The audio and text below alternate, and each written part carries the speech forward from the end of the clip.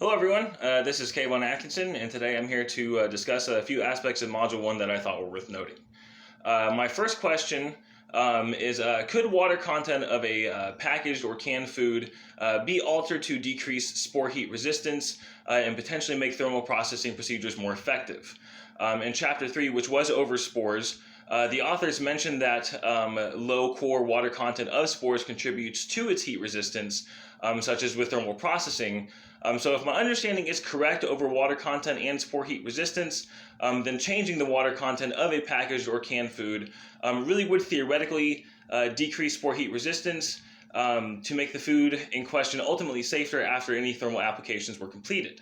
Now, my thought behind this question was that many low-acid canned foods, such as really any vegetable or canned meat, such as chicken or tuna, really are often packaged in water. My thinking behind this was that the reason for this water, other than to keep the food moist and keep it at a high quality, was to decrease spore heat resistance during thermal heat processing to make the food ultimately more safe.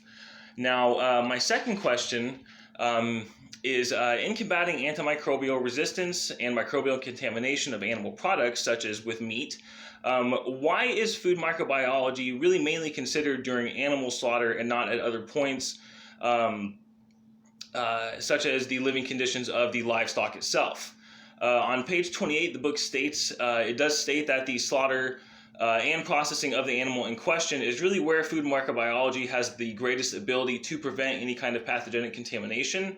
However, many livestock operations use, feedlots for cows especially, and with chickens, the buildings are very, very cramped, the cages are very cramped, which leads to them getting sick. And the book also states that animals, they do get sick, of course, and they do need to be treated. But these feedlots really are a main influencer as to why these animals get sick and need the antibiotics. They really tend to kind of exacerbate any potential disease that the animal could get, which is why the antibiotics are actually used in the first place, as I had said.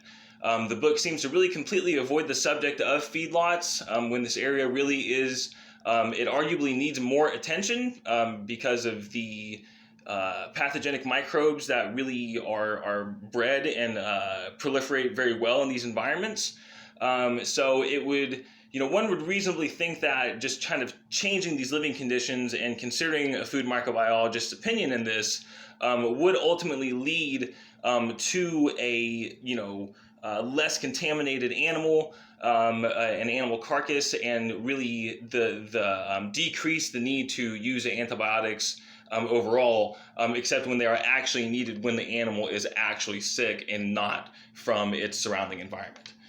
So if you have any questions or comments, please put them below. Thank you.